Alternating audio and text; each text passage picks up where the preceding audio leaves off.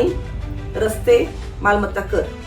आणि ह्याच्यावर पनवेलकर खूप नाराज आहेत. आम्ही सतत आल्या त्या 3 गोष्टीवर प्रामुख्याने काम करू, जनतेला न्याय मिळवू. नगरचे तुम्ही सेवक आहात, म्हणजे ती जनतेला काय पाहिजे तुम्ही केलं पाहिजे. तर त्या अनुषंगाने माझं कार्य अजून चालू आहे. आधी मी केलेलं आहे, अजूनही चालू आहे. आणि जनता माझ्या संपर्कात आहे. जे कधी त्यांचे विषय असतील, छोटे मोठे असतील, इश्यूज असतील, ते मी सोडवत असते. माझं इथं जनसंपर्क कार्यालय इथे आहे. गेली 10 वर्ष झाली मी कार्यालय चालू ठेवलेलं आहे. सकाळ संध्याकाळी जनता इथे माझी येत असते. आपलं काय वाटतं? काल खऱ्याने तर कॉलनी फोरमचा आवाज दाबण्याचा प्रयत्न केला गेला. माझे उमेदवारी अर्ज रद्द व्हावा यासाठी खूप मोठा प्रयत्न केला गेला. अक्षरशः माझ्या मागे भारतीय जनता पार्टी, आमदार प्रशांत ठाकूर, परेश ठाकूर, काही मंत्री याच्यामध्ये इन्व्हॉल्व होते. माझा फॉर्म कसा बाद होईल त्यासाठी सर्वांनी प्रयत्न केले. वकिलांची मोठी फौज तयार केली गेली. जसे आपल्या सुप्रीम कोर्टामध्ये सुनावणी होते तशी सुनावणी झाली. हा फॉर्म ठीक 4 वाजता वैध करण्यात आला. नमस्कार, जय महाराष्ट्र मित्रांनो. आज मी आदित्य हेरेकर पोर्टहोल्स ऑफ पनवेल या चॅनलच्या माध्यमातून प्रश्न पनवेलकरांचे या पॉडकास्टच्या 5व्या एपिसोडमध्ये आपलं खूप खूप स्वागत करत आहे.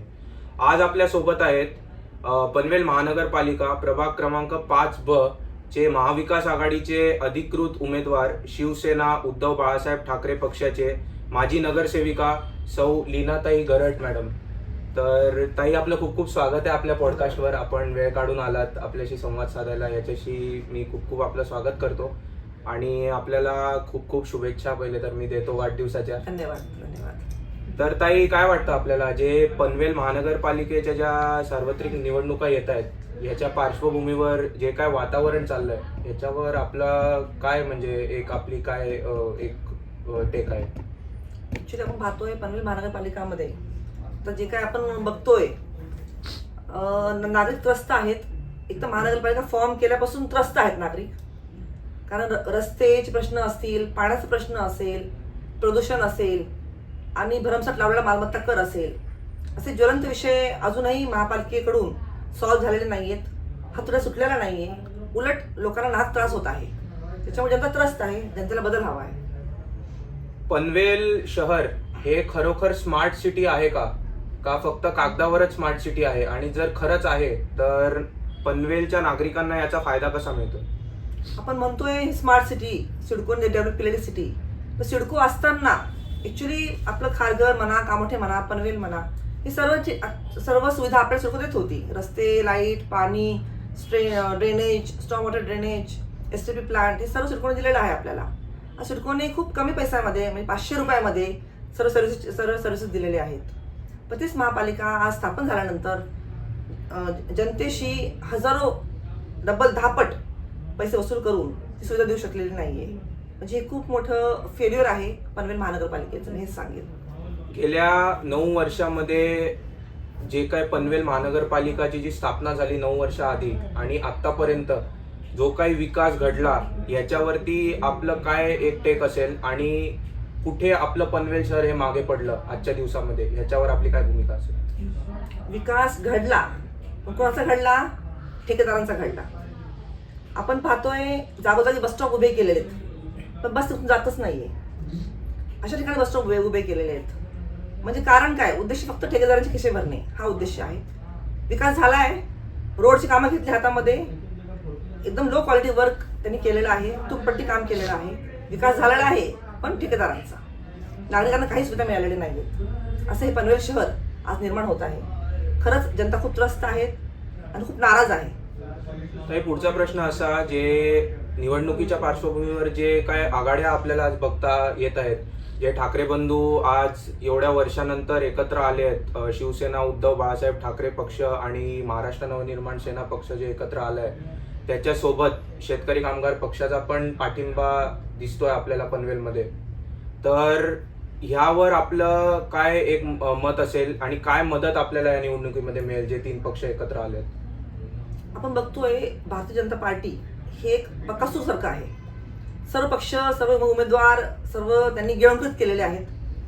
त्याच्यामुळे आज महाविकास आघाडी म्हणून आपण एकत्र येणं खूप गरजेचं आहे. आम्ही पनवेल विधानसभेमध्ये पाहिलं, आम्ही शेकअप आणि शिवसेना हे वेगळे वेगळे आम्ही लढलो. त्याच्यामुळे मतं ही आपली डिवाईड झाली. पण ही चूक पुन्हा करायची नाहीये. म्हणून आम्ही आज सर्व पक्ष, म्हणजे शिवसेना असेल, राष्ट्रवादी काँग्रेस असेल, काँग्रेस पक्ष असेल, समाजवादी पार्टी असेल, आम आदमी पार्टी असेल, तर सर्व पक्ष आम्ही एकत्र येऊन आज लढत आहोत. त्याच्यामुळे आमचा विजय निश्चित आहे, हेच सांगेल. ताई, पुढचा प्रश्न असा की आपण पाहताय कॉन्क्रिटायझेशनचा हा मुद्दा जरा गांभीरपणे खारघरमध्ये बघितला जातोय, पण याच्या व्यतिरिक्त जे चांगले रस्ते आहेत त्याला पण परत खोदून त्याच्यावर परत डांबरीकरण, परत कॉन्क्रिटायझेशन करण्यात येत आहे. त्याच्यात चांगले रस्ते पण खराब होत आहेत. याच्यावर आपलं काय मत आहे? मी आता सांगितल्याप्रमाणे विकास होतोय, पण ठेकेदारांचा होतोय. कारण ग्रामविकास भवन तुम्ही बघाल तिथे चांगला रोड होता आज पूर्वी, पण आज त्याच रोडवरती ते खोदून परत नवीन रस्ते बनवले गेलेत आणि ते लो क्वालिटीवर रस्ते त्यांनी सुरू केलेले आहेत. म्हणजे कुठेतरी चांगले रस्ते खोदून सिडकोने जे रस्ते तयार केले होते चांगल्या पद्धतीचे होते, चांगल्या प्रतीचे होते, चांगले रस्ते खोदून त्यांनी परत त्याच्यावरती चुकपटीचं काम सुरू केलेलं आहे, जेणेकरून त्यांना वारंवार कॉन्ट्रॅक्ट मिळत राहील. हा उद्देशाने इथे रोडचे काम चालू आहे. मध्यंतरी मी आणि आमची टीम घेऊन आम्ही रस्त्याचे काम बंद केले होते. आयुक्तांना फोन केला, साहेब हे काम चालणार नाही, आम्हाला तुम्ही असे खड्डे वगैरे काम करू नका, एकदाच तुम्ही चांगले रस्ते बनवा, ही आमची मागणी आहे. धन्यवाद मॅडम. पुढचा प्रश्न असा, जे तुम्ही म्हटलं आपले जे सत्ताधारी किंवा विरोधक आहेत त्यांच्यावर आपण टीका केला, पण माझा असा प्रश्न आहे की यंदा चर्चेमध्ये आलंय की आपला जो काल AB फॉर्म जो आहे अवैध डिक्लेअर करण्याचा जो म्हणजे यांचा एक प्रयत्न होता तो चर्चेत जरा आलेला आहे. याच्यावर आपलं काय म्हणजे भूमिका आहे, याच्यावर आपलं काय वाटतं? काल खऱ्याने तर कॉलनी फोरमचा आवाज दाबण्याचा प्रयत्न केला गेला. माझे उमेदवारी अर्ज रद्द व्हावा यासाठी खूप मोठा प्रयत्न केला गेला. अक्षरशः माझ्या मागे भारतीय जनता पार्टी, आमदार प्रशांत ठाकूर, परेश ठाकूर, काही मंत्री त्याच्यामध्ये इन्व्हॉल्व्ह होते. माझा फॉर्म कसा बाद होईल यासाठी सर्वांनी प्रयत्न केले. वकिलांची मोठी फौज तयार केली गेली. जसे आपल्या सुप्रीम कोर्टामध्ये सुनावणी होते तशी सुनावणी झाली, हिअरिंग झाली. पण एवढं करूनही आपल्या बाबासाहेबांच्या संविधानामुळे, शिवरायांच्या आशीर्वादामुळे, जनतेच्या साथमुळे आपला हा फॉर्म ठीक 4 वाजता वैध करण्यात आला. मी जनतेचे सर्वांचे आभार मानेल त्याबद्दल. पुढचा मुख्य मुद्दा एक असा मागच्या काही आठवड्या किंवा 1 महिन्यापासून आपल्याला ऐकण्यात येतोय की तळोजा MIDC जी एरिया आहे त्याच्यामध्ये जे इंडस्ट्रीज मधून जे म्हणजे हार्मफुल जे फ्युम्स असतात, रसायने ज्याला आपण म्हणतो, ते प्रकट होत आहेत आणि त्यामुळे जे आपला AQI म्हणतो तो पण जरा खाली म्हणजे वाढत, त्याच्यामध्ये एक आपल्याला मोठी वाढीव दिसली आहे आणि वायू प्रदूषणामध्ये पण आपल्याला एक खूप मोठी वाढीव दिसू लागली आहे. त्याच्यावर जर आपण सत्तेत आला किंवा महाविकास आघाडीची सत्ता जर पनवेल महानगरपालिकेवर आली तर वायू प्रदूषणाला कमी करण्यामध्ये किंवा बंद करण्यामध्ये आपला काय रोडमॅप असेल? प्रदूषण नियंत्रण जे आहे ते MPSCB बोर्ड करत असते. आपण पाहतोय की महाराष्ट्र पोल्युशन कंट्रोल बोर्ड हेच पूर्णपणे सत्ताधाऱ्यांच्या अंडर गेलेलं आहे. इथे एक नेक्सस चालू आहे. सत्ताधारी पॅकेट्स वाटप करतात आणि खूप मोठं करप्शन चालू आहे ह्याच्यामध्ये. पण ह्या करप्शनमुळे जनता पूर्णपणे सफर होते. आज आपण श्वास घेऊ शकत नाहीये. AQI खूप जास्त प्रमाणात वाढलेलं आहे एअरचं. पुअर क्वालिटी आहे आणि ते लपवण्यासाठी ते AQI जे मशीन बसवलेत त्याच्या मागे पाण्याची फवारणी करतायत. इतका मूर्खपणा चालू आहे. म्हणजे फवारणी केल्याने तर AQI तुमचा कमी दिसेल ह्या उद्देशाने. म्हणजे कुठेही तुम्ही काय करायचं एकदम कळस त्याने गाठलेलं आहे आणि खूप खालच्या पातळीचं राजकारण चालू आहे ते. तर नक्कीच आपण ह्याच्यावर कार्य करू.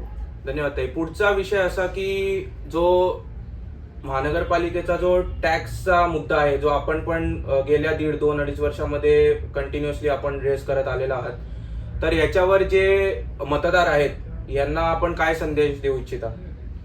मी मतदारांना हेच आव्हान करेल की आज गेले 4 वर्ष झाले आपण मालमत्ता कराविरोधात अवाजवी, बेकायदेशीर, पूर्णलक्षी प्रभावाने लावला जो मालमत्ता कर आहे त्याच्यावर आवाज उठवलेला आहे. ही लढाई चालू आहे. आपल्या विरोधामुळे आज अजूनही 70% लोकांना टॅक्स भरलेला नाहीये आणि आपल्याला कुठे प्रमाणात यश पण मिळालेलं आहे. आज खारघरमधील जवळपास 300 मालमत्ताधारकांचा मालमत्ता कर कमी झालेला आहे. तर हे खूप मोठं आपलं यश आहे. पुढच्या येणाऱ्या काळात सुद्धा आम्ही टप्प्याटप्प्याने आपले जे रहिवासी आहेत त्यांचे मालमत्ता कर कमी करू आणि सत्तेमध्ये आलेच आम्ही 100% मालमत्ता करामध्ये सवलत देऊ. हेच मी जनतेला आवाहन करेल. सर्वांनी टॅक्स भरू नका. सत्तेवर येताच आम्ही आपल्याला ग्वाही देतो की आपला टॅक्स कमी होईल. ताई, आपण ज्या प्रभागामधून उभे आहात, प्रभाग क्रमांक 5B किंवा ओव्हरऑल जर आपण प्रभाग क्रमांक 5 पाहिला तर ह्याच्यात एक 2-3 मुद्दे असे काय आहेत जे आपण पाहताय, जे आपण जर उद्या निवडून आलात तर आपण सोडवाल? मी प्रभाग क्रमांक 5 फक्त पाहत नाहीये, तर संपूर्ण खारघर पाहते. माझं दूरदृष्टी खूप मोठी आहे. आता भले मी नगरसेविका म्हणून लढत आहे, पण खरं तर मला पूर्ण खारघरचा विकास करायचा आहे आणि ह्या उद्देशानेच मी आज राजकारणात आहे. मला ॲक्च्युली राजकारणात बाकी काही गोष्टी गरज नाही आहे. ठेकेदार मी कुठे घेतलेले नाही आहेत. मी चांगल्या घराण्यातून आहे. माझं स्वतःचं वेल सेटल फॅमिली आहे. तर फक्त मला विकास करायचा आहे म्हणून मी आज राजकारणात आहे. त्याच्यामुळे खारघरचा विकास कसा होईल ह्या दृष्टीने मी काम करत आहे. खूप सुंदर ताई आपण उल्लेख केला की अख्खा खारघरला आपण फोकस कराल, त्याच्यासाठी आपलं खूप खूप धन्यवाद. पुढचा प्रश्न ताई असा आहे की आपण पाहतो युवा जे आहेत, हे जे आपले कोर मतदार आज आपण पाहत आहोत, तर युवांसाठी जे बेरोजगारीचा मुद्दा आहे किंवा स्टार्टअप बूट कॅम्प झाले, त्यांना फंडिंग झालं, याच्यावरती महाविकास आघाडी आणि शिवसेना उबाटा पक्षाचा जर आपण विजयी झालात तर याच्यावर युवांसाठी आपला काय रोडमॅप असेल? युवकांसाठी आता आपल्याकडे मोठे प्रोजेक्ट्स पण येत आहेत. बघतो आपण एअरपोर्ट इथे उलवायला आलेला आहे, नवी मुंबई एअरपोर्ट. तिथे भरपूर आपल्याला स्कोप आहे युवांसाठी. पण बघतो इथे आपण की जेव्हापासून BJP आलेली आहे सत्तेमध्ये, इथे फक्त त्यांचे खास लोकांना ते घेतलं जातं, पैसे घेऊन घेतलं जातं. तर आपण हे सर्व या गोष्टी बंद करून आपण योग्य न्याय मिळवून देऊ. युवांना त्यांच्या मेरिटनुसार त्यांचं सिलेक्शन होईल आणि त्यांना प्रॉपर जॉब्स मिळतील, अशा पद्धतीने आपण काम करू. धन्यवाद ताई. पुढचे माझे काही प्रश्न असतील ते एक सामान्य नागरिक ह्या म्हणजे व्ह्यू पॉइंटने मी तुम्हाला विचारीन. तर एक राजकारणापलीकडे एक सामान्य नागरिक म्हणून आपण पनवेलकडे आज कसं पाहता? आपण सामान्य नागरिक म्हणून पनवेलची अवस्था खूपच वाईट आहे. आपण नवी मुंबई बघाल, एकदम वेल प्लॅन्ड सिटीज आहेत, क्लीन सिटी आहे. तिथे आणि इथे इतकं फरक आपण जाणवतो.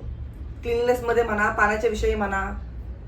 तर कुठेतरी आपल्याला स्मार्ट सिटीमध्ये आपण घरं घेतोय खरं, पण ही सिटी स्मार्ट राहिलेलीच नाहीये. साधी मूलभूत गरज पाणी ती आपल्याला मिळत नाहीये. माझी हीच इच्छा असेल की पुढच्या येणाऱ्या काळामध्ये महापालिकेने स्वतःच्या मालकीचा डॅम घ्यावा, जेणेकरून जनतेला पाणी मिळेल. अपकमिंग भरपूर आता कन्स्ट्रक्शन चालू आहे. तिथे खरंच गरज आहे की नवीन डॅम असेल तर त्या लोकांना पाणी मिळेल. नवीन पाईपलाईन घेतली गेली पाहिजे. त्या सर्व गोष्टींकडे मी व्यवस्थित लक्ष देऊन काम करेल. पनवेल महानगरपालिकेचे जे 3 सर्वात मोठे मुद्दे आहेत, हे ह्याच्यावर आपलं व्यक्तिगत मत काय आहे? मोठे मुद्दे म्हणजे पाणी, रस्ते, मालमत्ता कर.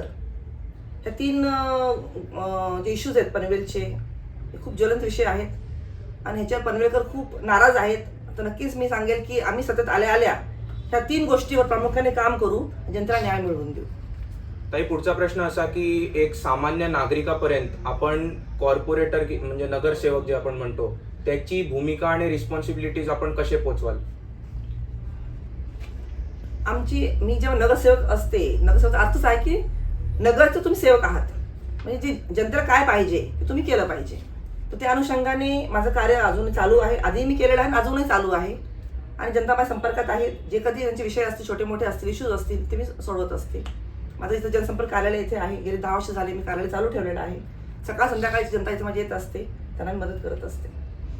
पुढचा प्रश्न ताई असा, जे आपण म्हणतो जेनझी, जे आपला टर्म आहे, जेनझी युवा जे आपले आहेत, 18 ते 25 वर्षाचे युवा जे यंदाच्या नगरपालिका निवडणुकीमध्ये पहिल्यांदा मतदान करणार आहेत, यांना आपण काय संदेश देऊ इच्छिता आपल्या चॅनलच्या माध्यमातून? जेनझींना मी हेच सांगेल की आपण सर्व कुठल्याही पॉलिटिकल पार्टीच्या अंडर इन्फ्लुएन्समध्ये तुम्ही नाही आहेत. You are fresh face, you are fresh voters. तर तुम्ही नक्कीच विचार करून आपल्या आजूबाजूला जे काय चालू आहे पाहून वोट करा. कुणाच्याही इन्फ्लुएन्समध्ये वोट करू नका.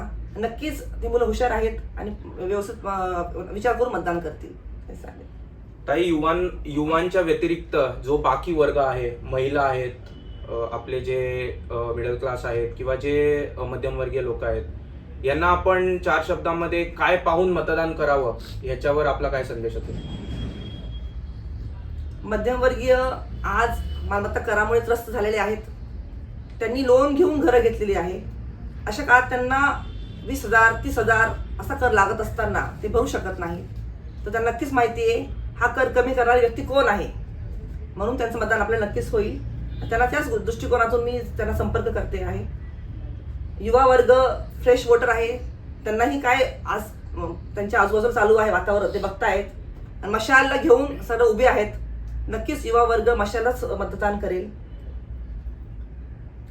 ताई, शेवटचा प्रश्न माझा असा की जो भूमिपुत्रांचा प्रश्न आहे, माझाच नाही बल्कि सर्व जे भूमिपुत्र आहेत, आदरणीय जे दिबा पाटील साहेब होते, यांचं नाव एअरपोर्टला, नवी मुंबई एअरपोर्टला देण्याचं जे माननीय मुख्यमंत्री साहेबांनी पण आश्वासन दिलं होतं, पण ते आपण पाहतोय की 15 तारखेला देऊ, 10 तारखेला देऊ, 20 तारखेला देऊ, हे म्हणत हा मुद्दा टाळण्यात येतोय असं ग्राउंड लेवलवरती म्हणजे भूमिपुत्रांचा जो एक प्रॉब्लेम आहे.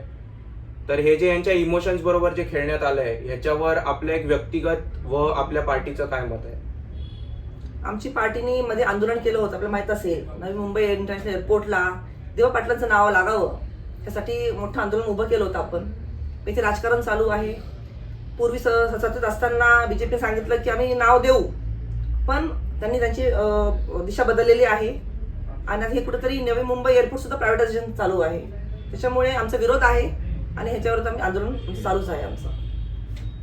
चालेल, धन्यवाद ताई. आपण आज आपला किमती वेळ काढून या निवडणुकीच्या म्हणजे वातावरणामध्ये आपला किमती वेळ काढून आपल्यासोबत आला, तिथे आपली मतं मांडली, आपला किमती वेळ काढून आलात, त्यामुळे मी आपलं खूप खूप धन्यवाद करतो. थँक्यू. आणि आपल्या चॅनलच्या माध्यमातून मी आपल्या पोर्टहोल्स ऑफ पनवेल कम्युनिटीतर्फे आपल्याला यंदाच्या निवडणुकीसाठी आपल्याला खूप खूप शुभेच्छा देतो. धन्यवाद. तर मित्रांनो, आजच्या आपल्या पॉडकास्टच्या 5व्या एपिसोडमध्ये आपल्यासोबत होते सौ लीनाताई अर्जुन गरड, माजी नगरसेविका पनवेल महानगरपालिका.